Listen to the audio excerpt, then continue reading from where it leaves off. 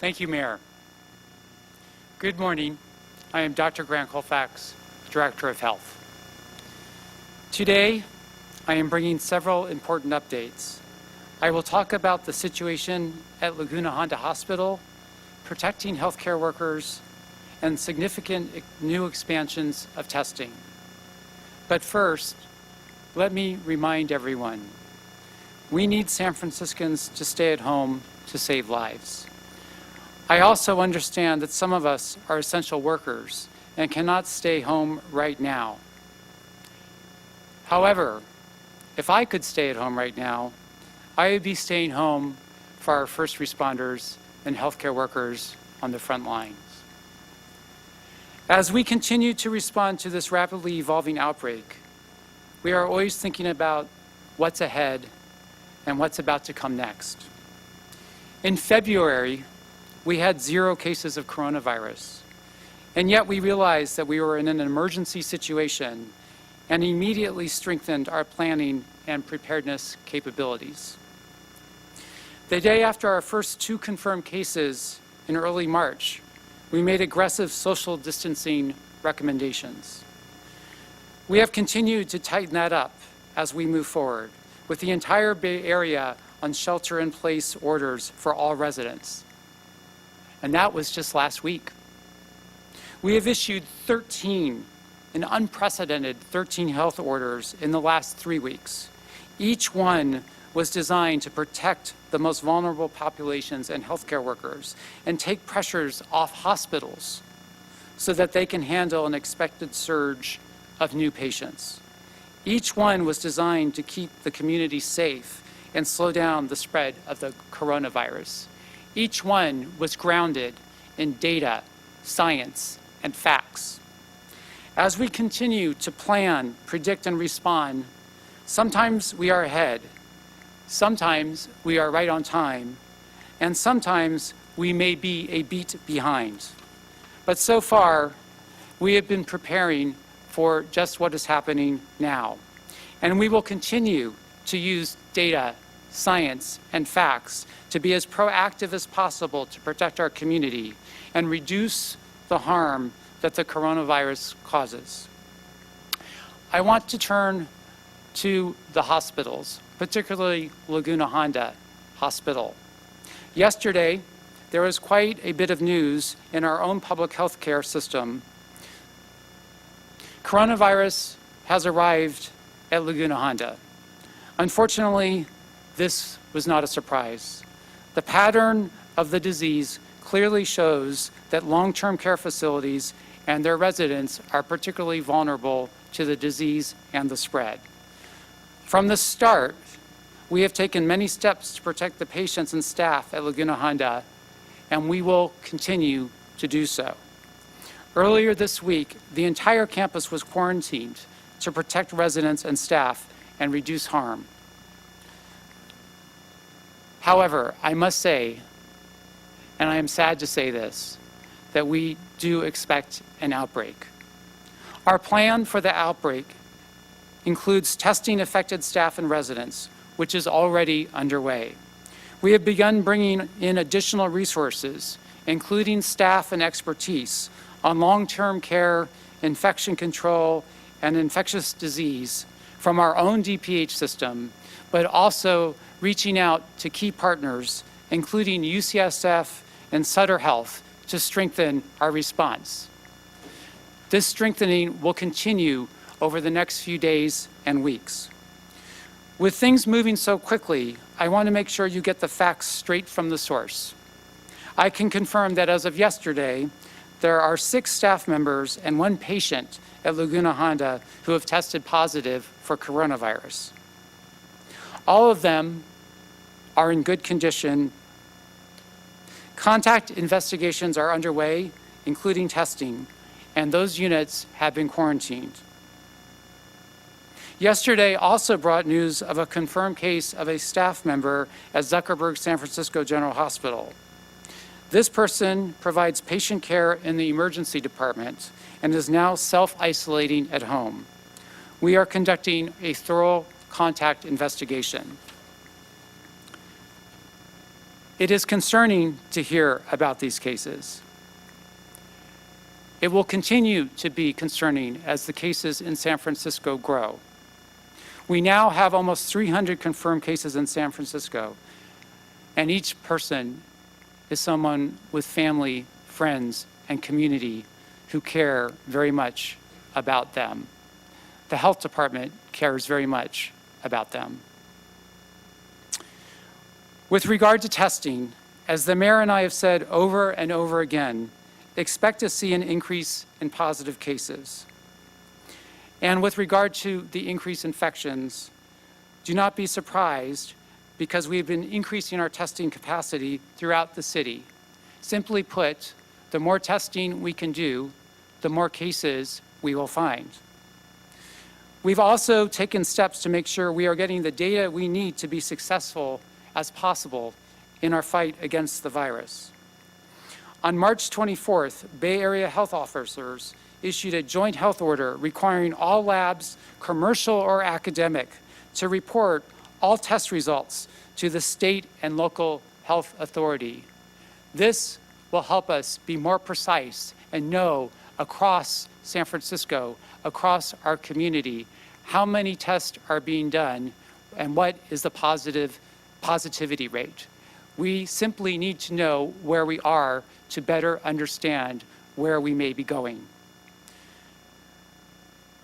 This increase in data will be used to refine our models and our strategies to mitigate the virus spread. And we are working with the foremost experts from UCSF and UC Berkeley to enhance our modeling capabilities. We truly have some of the world's greatest experts on virology and disease epidemiology, both nationally and internationally, working with us every day. As availability of commercial and academic labs have grown, we have also been looking internally at ways we can boost our own public health lab testing capabilities. From when we started testing on March 2nd to today, we've increased our testing capacity by 3 times through automation of certain processes. We are now running 150 tests a day, up from 50 when we began testing. And I am pleased to say that by next week, we are hopeful that we will surge that testing to as many as 450 tests a day in our public health lab alone. Our plan is to keep improving our testing capacity and further in the next few weeks. We are also continuing to work with private partners to expand even more testing for the public. We have great partners at Kaiser, UCSF, CPMC, and Sutter that have been offering drive-through testing. And next week, thanks to Mayor Breed, we're excited that we're adding 3 new drive-through drop-in centers for testing through our partnerships with NEMS and Brown and Tolan. However, let me be clear that even today, whether you are a public health laboratory or a commercial lab anywhere in the nation, there are still severe shortages of critical components needed in the COVID-19 coronavirus testing process. Supplies nationwide are becoming a severe bottleneck to increase testing.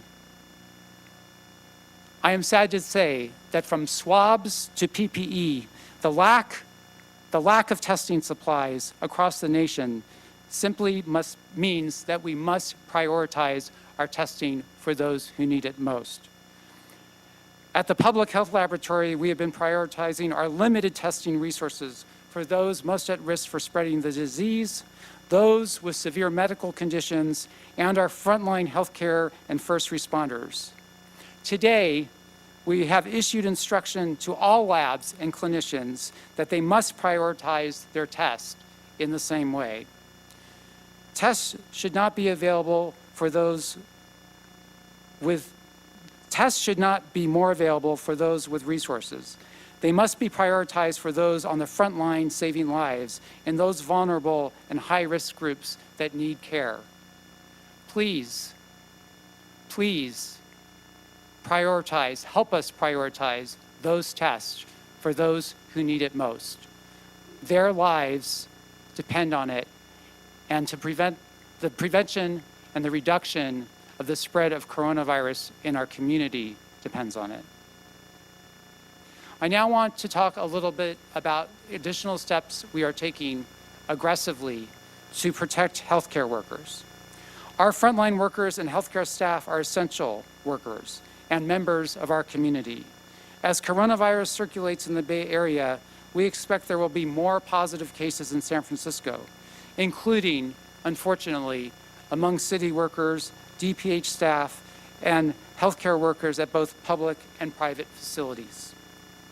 Our top priority is the health of our patients, our community, and the people who fight for them and support them. We are doing the very best we can to be as prepared as we can in fighting this disease. Healthcare workers and first responders are courageously on the front lines every day. Yesterday, we took additional steps to respond to the impact of the virus on our DPH workforce. Because of their jobs on the front lines, many healthcare workers cannot abide by the stay-at-home order. They are essential, and in some cases, their workplaces do not allow for social distancing. In fact, quite the opposite. Several jobs in our healthcare system involve close contact with other staff members in vulnerable populations. For example, the emergency room, psychiatric emergency services, and urgent care center at Zuckerberg San Francisco General Hospital, the Laguna Honda Hospital, and other settings where staff have prolonged contact with each other and high-risk patients. These workers come to work every day where they are at risk for community spread, for transmitting the virus to each other, and for exposing the high-risk populations they serve. So we have issued new guidance above and beyond CDC recommendations to provide isolation masks for people who work in these settings in our healthcare system. We will be providing isolation masks to workers and patients in many at-risk settings. This is another way we can protect both groups. We are doing our best to balance keeping our workers safe as possible in the high-risk areas while also being constrained by a limited supply of masks. We will continue to advocate on many fronts for more masks and other personal protective equipment, or PPE. But I feel it is essential to move forward with these additional protections today. I can't stress enough that every healthcare provider in the city, from hospital CEOs to doctors, nurses, and other frontline workers, wants there to be enough PPE for the patients and the healthcare staff. PPE is in short supply everywhere. We are working hard to make sure the supplies are here when we need them. That includes state and federal advocacy, working with large donors and through the supply chain to secure the PPE we all need. Our top priority is the health of our patients and the people who care for them, and PPE is an important part of what is needed to do it right. Finally, I want to remind all San Franciscans of the importance of following the stay-home order to protect yourself, your loved ones, and our entire community. If you aren't performing an essential task to keep our city running right now, then you only have one job. Stay home and keep yourself safe.